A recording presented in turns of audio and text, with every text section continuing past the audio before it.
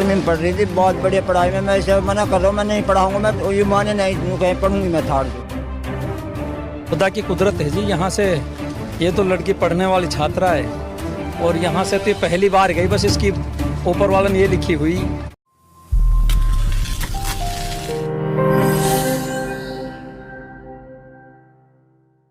नूह जिले के गांव स्लम्बा में कुदरत ने एक 12वीं कक्षा में पढ़ने वाली होनहार छात्रा पर उस समय अपना कहर बरपाया जिस समय छात्रा अपने माता पिता के साथ खेतों से चारा लेकर वापस घर के लिए आ रही थी। बताया जा रहा है कि एकदम आसमान से गड़गड़ाहट की तेज आवाज आई और बिजली की तेज रोशनी हुई।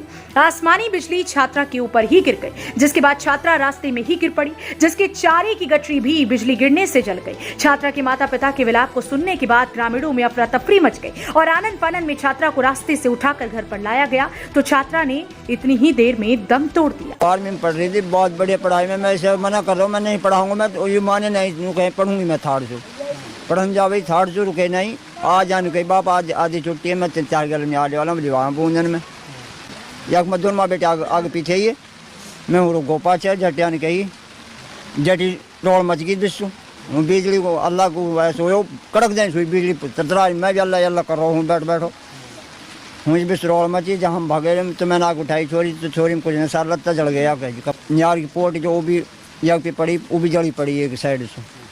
छात्रा की मौत के बाद गांव में ही नहीं बल्कि इलाके के लोगों में भी मातम छाया है। बताया जा रहा है कि छात्रा पढ़ाई में बहुत ही होशियार थी और पिता के मना करने के बाद भी पढ़ने की जिद करके अपना दाखिला स्कूल में कराया था, जो मां के साथ काम में अपना हाथ बटाती थी। और आज भी ऐसा ही कुछ हुआ।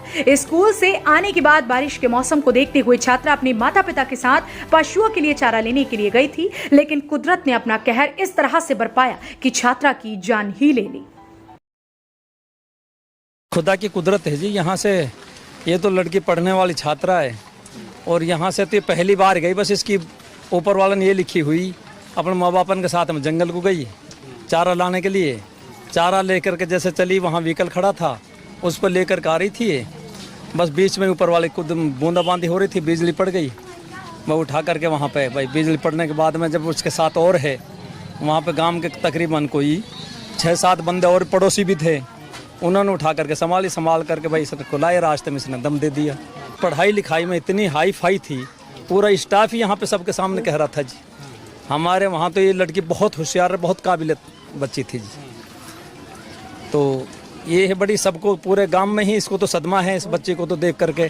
वैसे इसकी शराफत के साथ पढ़ने के अलावा पहली बार आज गई, बस इसकी मौत लेकर परिवार के लोगों का कहना है कि उनकी 4 बेटियां हैं और 5 बेटे हैं, लेकिन गुलफशा बेटी सभी बेटियों में सबसे पढ़ाई में अच्छी थी। पिता शेर मोहम्मद जब उसको पढ़ाने के लिए मना करते थे तो वह अपने पिता से नाराज हो जाती थी और आगे पढ़ने की जिद करती थी, जिसकी जिद के आगे पिता ने नूह शहर के स्कूल में पढ़ने के लिए भी भेजा। लेकिन आज परिवार के लोग उसकी बातों को याद कर करके सिसकिया ही नहीं भर रहे, बल्कि पूरा गांव गम में डूबा हुआ है। बेटी के गम में मां का रो रो कर बुरा हाल है। पूरा परिवार बेटी के दूर जाने के गम में है। परिवार के लोगों का कहना है कि जैसे ही स्कूल के स्टाफ को बेटी के साथ हादसा घटित होने का समाचार मिला, वैसे ही स्कूल का पूरा स्टाफ घर पर बेटी के अंतिम दर्शन के लिए पहुंच गए। ब्यूरो रिपोर्ट, हरियाणा वरदान, नूह मेवाड़।